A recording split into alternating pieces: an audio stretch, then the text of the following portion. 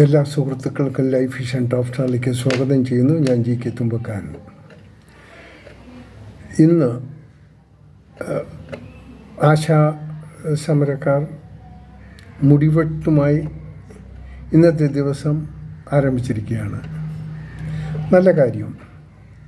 പിന്നെ നമ്മുടെ മന്ത്രിയുടെ അടുത്ത പ്രസ്താവന എന്താണെന്ന് പറഞ്ഞാൽ, കഴിഞ്ഞ തവണ ആശാമാർക്ക് വേണ്ടി എന്തോ ഇപ്പോൾ മന്ത്രിയെ കണ്ടെല്ലാം സംസാരിച്ച് ക്ലിയറാന്ന് നേരെ പോയതങ്ങോട്ട് ക്യൂബക്കാരുടെ ഡിന്നർ മീറ്റ്. ക്യൂബയിൽ നിന്ന് ആരോ വന്നു, അവരുടെ ഡിന്നറിൽ പങ്കെടുക്കാൻ വേണ്ടിയാണ് ഖജനാവ് പാവപ്പെട്ടവൻ്റെ പൈസയുടെ അതിൽ നിന്നും ടിക്കറ്റും എടുത്ത് നേരെ പോയി പിറ്റേ ദിവസം തിരിച്ചു വരികയും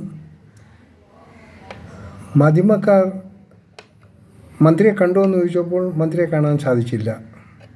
അപ്പോൾ ഈ പോയതിൻ്റെ ഉദ്ദേശം എന്താണെന്ന് ആൾക്കാർക്ക് മനസ്സിലായി. അതങ്ങോട്ട് ഇപ്പോൾ ക്യൂബയ്ക്കെങ്ങാണ്ട് അവിടെ നിന്ന് മരുന്നെന്ത് ഇവിടെ നിന്ന് ഇറക്കുമതി ചെയ്യണമെന്ന്. എന്തായാലും ഒക്കെ നടക്കട്ടെ. പണ്ടൊരു മന്ത്രി കുറേ ഗ്ലൗസ് ഇറക്കി, ഇനിയിപ്പോൾ ഇവർ വേറെ എന്ത് ഇറക്കി, അതിങ്ങനെ അവരുടെ പരിപാടിയെ നടത്തിക്കൊണ്ടിരിക്കും.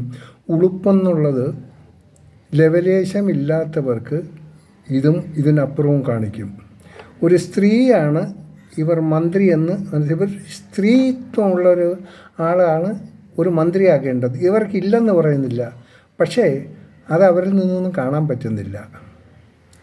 നിങ്ങളെപ്പോലുള്ളൊരു സ്ത്രീകളാണ് ഇത്രയും നാളെ ആ സെക്രട്ടറിൻ്റെ ചൂടും ഈ കാലാവസ്ഥയിൽ അതിജീവിച്ചിട്ടുണ്ട് അവിടെ നിന്ന്. നിങ്ങൾക്ക് എന്തെങ്കിലും ഉടുപ്പുണ്ടോ? ഒന്നുമില്ല. ഇനി ആരെന്തായിരുന്നാലും, കാരണം ഇത് അപ്രതീക്ഷിതമൊക്കെ വീണ് കിട്ടിയല്ലേ ഈ മന്ത്രിപദം എന്നൊക്കെ പറയും. ഞാൻ ചാനലിൽ ന്യൂസ് വായിക്കുന്നത് ചീപ്പായിട്ട് പറയുന്നില്ല. ചിലപ്പോൾ അവർ ചീപ്പായി പോകണം. ആ ഗണത്തിൽ നിങ്ങളായിപ്പോയി. ആ ഗണത്തിൽപ്പെട്ട ഒരു വ്യക്തി ഒരു മന്ത്രിയാകുമ്പോൾ പറയും. കാരണം ഈ വാർത്തകൾ വായിക്കുന്നത് സത്യസന്ധമാണെന്നില്ല. ആ ഒരു പ്രാക്ടീസ് ഇവരുടെ സംസാരത്തിലും ഇടയ്ക്കിടയ്ക്ക് പറ്റിപ്പോറുണ്ട്. അത് അവരുടെ പഴയ തൊഴിലിൻ്റെ ഭാഗമായിട്ട് വന്നു പോയതാണ്. അതിനാരെയും നമുക്ക് കുറ്റം പറയാൻ പറ്റില്ല. ഇനിയും പറയുന്നു, മന്ത്രി നിങ്ങൾ ഒന്ന് അവരിലേക്ക് നോക്കുക, അവരുടെ കഷ്ടപ്പാടൊന്ന് ചിന്തിക്കുക. നിങ്ങൾക്ക് 1 മാസം 2 മാസം ശമ്പളം നിങ്ങൾക്ക് മാറി നിൽക്കാൻ പറ്റുമോ? ഈ സ്റ്റേജ് നിങ്ങൾക്കാണെങ്കിൽ ഉണ്ടായി, നിങ്ങൾക്ക് എന്തായിരിക്കും നിങ്ങളുടെ വികാരങ്ങൾ? അപ്പോൾ ഹൃദയം എന്നുള്ളതോ വികാരം എന്നുള്ളതോ നിങ്ങളിൽ ഉണ്ടാകുന്നില്ല. നിങ്ങൾ ഇന്ന് ജയിച്ചവരായിരിക്കാം, നിങ്ങൾ ജയിച്ച് നടക്കുകയായിരിക്കും, നല്ലതാണ്. എനിക്ക് നിങ്ങളുടെ പേഴ്സണൽ കാര്യത്തിലൊന്നും ഞാൻ ഇടപെടുന്നില്ല. അത് it is none of my business.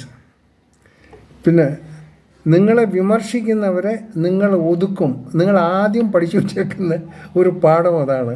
കാരണം നിങ്ങളുടെ ക്യാപ്റ്റനിൽ നിന്നും കിട്ടിയ ഒരു അറിവാണത്. അത് നല്ല ട്രെയിനിങ് ആണത്. It is A very good. എന്തായിരുന്നാലും അതൊക്കെ ഒരു ഭാഗത്ത് നിൽക്കട്ടെ, സാരമില്ല.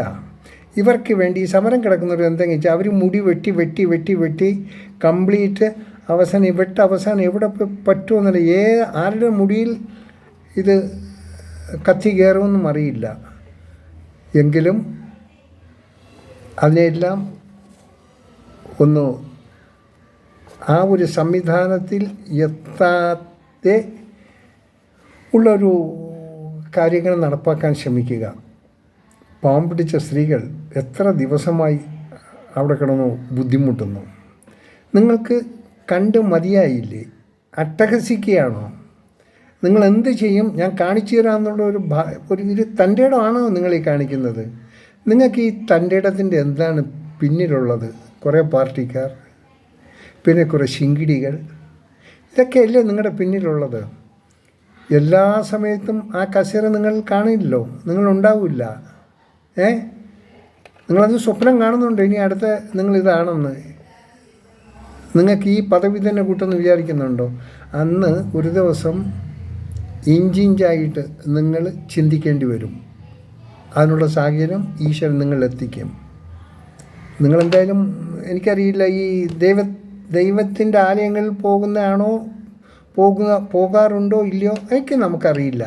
പക്ഷെ നിങ്ങളുടെ പ്രവർത്തന ശൈലി കണ്ടാൽ നിങ്ങൾ അങ്ങനെയുള്ള ഒരു ആരാധനാലയങ്ങളിലേക്ക് പോകാൻ വഴിയില്ല. എന്നാലേ നിങ്ങൾ മന്ത്രിയായത് അങ്ങനെയുള്ള ആരാധനാലയം കൂടെ കെയർഫുള്ളാണ്. ഈ കുരിശടയാളത്തിൻ്റെ പേരിലൊക്കെയാണ് നിങ്ങൾ മന്ത്രിയായെന്നും കൂടെ ഒന്ന് ഓർക്കണം. പക്ഷേ ആ കുരിശിൻ്റെ നന്മകൾ എന്താണ്, കുരിശിൻ്റെ വഴികൾ എന്താണെന്ന് നിങ്ങൾ മറന്നുപോയി. അതുകൊണ്ട് അതിനെക്കുറിച്ച് ഒന്ന് ഓർക്കുക, പാവങ്ങളെ സഹായിക്കുക. കാണാം വീണ്ടും അടുത്ത വീഡിയോയിലൂടെ. Thank you.